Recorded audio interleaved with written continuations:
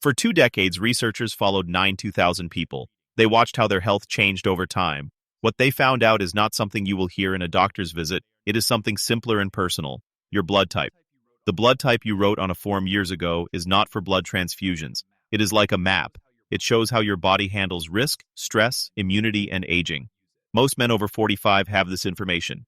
Do not use it. Today we will go through each blood type, OAB and AB. We will not talk about things. We will talk about how it connects to your life, what your body is good at, where it is weak, what you can do about it. But keep reading, because near the end there is one thing most people ignore.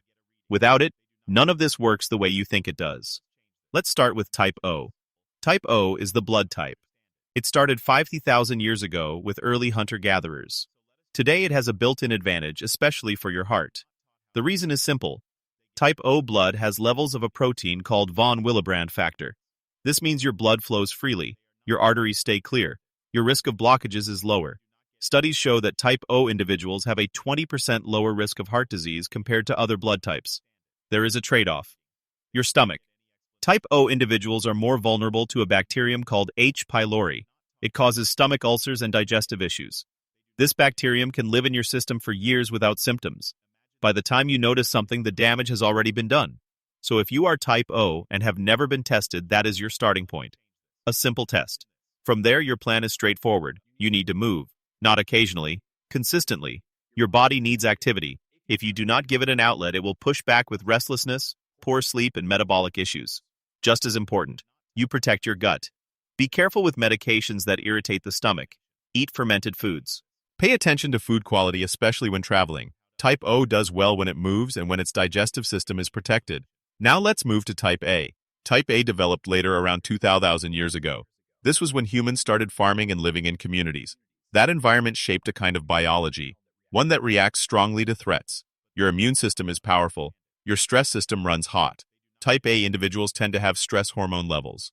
This hormone is helpful in doses. When it stays elevated for weeks, months, years, it starts damaging your blood vessels. At the time, Type A blood tends to clot more easily. So now you have two things happening together: inflamed blood vessels and stickier platelets. That is why studies show about a 20 to 25% risk of heart-related events compared to Type O. But here is the important part. This is one of the most controllable risks. For Type A, stress management is not optional. It is part of your heart care. Take a minute every day to slow your breathing, step away from noise, and calm your system. That is intervention. You also want to keep an eye on things most people ignore. Blood pressure regularly. Something called homocysteine, which can quietly damage your arteries if it is elevated. Type A does best when stress is managed daily, not occasionally. Now Type B. Type B is what you would call the system. It evolved in populations that moved constantly with changing diets and environments. Your body can handle a range of foods better than most.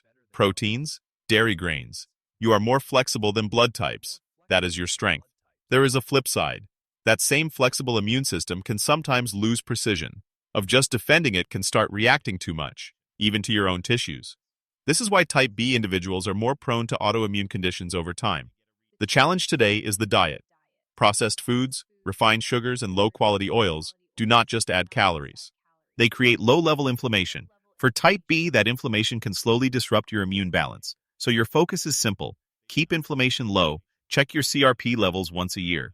It is a marker that tells you how active your immune system is. Do not fall into repetitive eating habits. Variety actually works in your favor. Moderate, steady exercise also suits you better than intensity. Type B does well when it stays balanced and avoids inflammation. Now Type AB. This is the blood type and in some ways the most complex. It combines traits from both A and B. That means some advantages, but some unique risks. One of the biggest is related to brain health. Research shows that Type AB individuals have a likelihood of cognitive decline as they age. The reason is not damage. It is gradual. Tiny changes in blood flow through small vessels in the brain, building up over decades. It is subtle. Over time, it affects memory and mental sharpness. The good news? The solution overlaps completely with heart health, blood pressure control, stable blood sugar, healthy cholesterol. These are not just heart decisions, they are brain decisions. For Type AB, sleep becomes critical. Deep sleep is when your brain clears out waste and repairs itself. If you consistently cut sleep short, that process does not finish.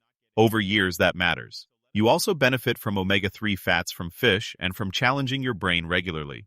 Learning things, not just repeating old habits. Type AB does best when it treats brain health as a priority, not something to think about later. Now, before you draw any conclusions, there is one piece most people miss: the Rh factor, or minus after your blood type. It might seem small, it changes how your immune system behaves.